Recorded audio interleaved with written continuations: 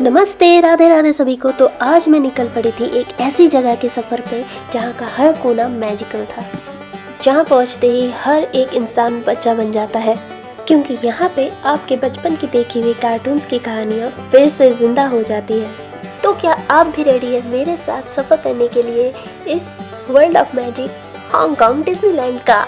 यहाँ के road shows को एक्सपीरियंस करने के बाद अब बारी थी यहाँ के डिफरेंट लैंड्स को एक्सपीरियंस करने का। तो सबसे पहले मैं निकल पड़ी थी फ्रोज़न लैंड की ओर। यहाँ के केसेस इतने सुंदर थे जैसे हम सीधा फेरी टेल के अंदर आ गए हों। और फिर लेते हैं एक बोट राइड जो हमें मिलवाती है फ्रोज़न के हर एक कैरेक्टर्स के साथ, और वो एक्सपीरियंस इतना अच्छा था कि आपको फ्रोज़न मूवी की याद दिला देता है, कुछ इस तरह। इसके बाद वेट था फ्रोज़न के रोलर कोस्टर राइड का, जिसका एक्सपीरियंस बहुत ही अलग था, क्योंकि वो थ्रिल के साथ साथ इतना सुंदर व्यू दे रहा था कि मैं उसे वर्ड्स में एक्सप्लेन कर ही नहीं सकती। आपको खुद एक्सपीरियंस करना होगा यहाँ जाकर। नेक्स्ट स्टॉप था टॉय स्टोरी लैंड। यहाँ आकर ऐसा लगता है जैसे हम खुद टॉयज बन गए हो। राइड्स इतनी बड़ी बड़ी है कि आप एकदम छोटे से टॉय नज़र आते हो। और मैंने ली ये पैराशूट राइड, लेकिन हाँ, इसमें ऑलमोस्ट 1 घंटे का वेट था। तो अगर आप भी वेकेशन या वीकेंड पर डिज्नीलैंड जा रहे हो तो प्रायोरिटी पास ज़रूर ले लेना, वेटिंग टाइम काफ़ी कम हो जाता है। इसके बाद बारी थी डिज्नी कार्टून्स के डांस शो का।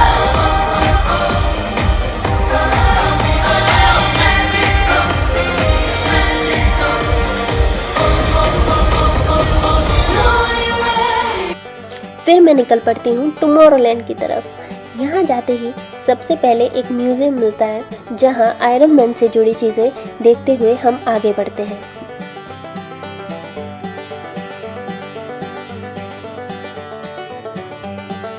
और फिर मैं निकल पड़ती हूँ एक मिशन की ओर।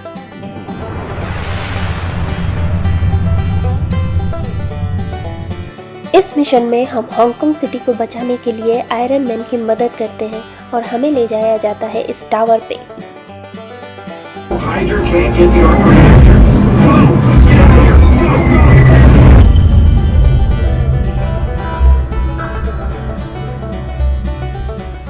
ये था एक्शन, टेक्नोलॉजी और एक्साइटमेंट का परफेक्ट कॉम्बो। और इस मिशन के बाद सबसे एपिक मोमेंट, हमसे मिलने खुद आयरन मैन आते हैं। सच में मैं भी मिली थी आयरन मैन से। आयरन मैन से मिलने के बाद हम सीधा पहुंच जाते हैं एंट मैन की दुनिया में, जहां एक और मिशन हमारा वेट कर रहा था, और ये था लेज़र गन शॉट्स।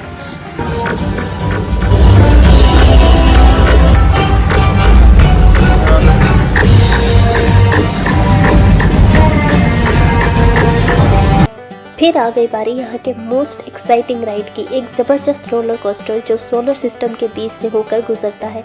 इसके वीडियो हम नहीं बना पाए, लेकिन ट्रस्ट मी, ये सबसे बेस्ट राइड थी। शाम होते ही डिज्नीलैंड लाइट से सजकर और भी सुंदर लगने लगता है, बिल्कुल एक सपनों की दुनिया के जैसे।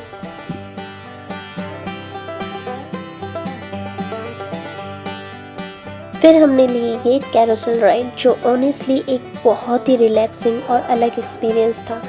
उसके बाद हमने और भी राइड्स ली, लेकिन उसके वीडियोस नहीं बन पाए, क्योंकि मुझे ये लाइट शो बिल्कुल भी मिस नहीं करना था।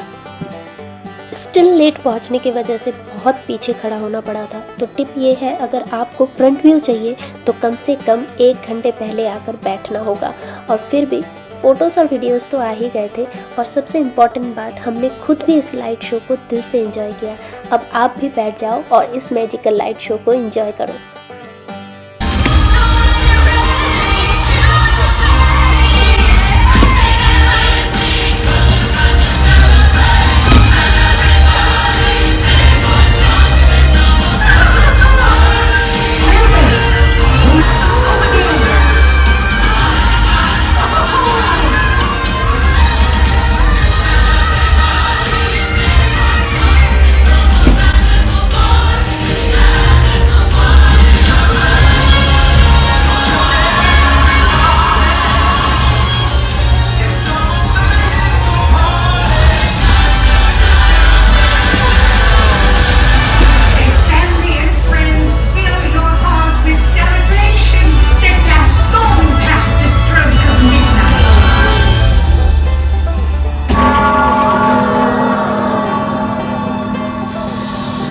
और जैसे ही शो ख़त्म होने वाला था मैं थोड़ा जल्दी निकल आई, क्योंकि एक साथ जब सब लोग निकलेंगे तो काफ़ी भीड़ हो जाएगी और मेट्रो में आपको पैर रखने की भी जगह नहीं मिलेगी।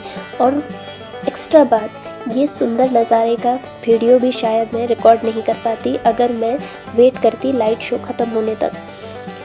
तो फिर भारी मन से ही सही मैंने डिज्नीलैंड को कर दिया था बाय बाय। और ये देखिए यहाँ की डिज्नीलैंड की मेट्रो भी कितनी सुंदर होती है, कितनी क्यूट है ना।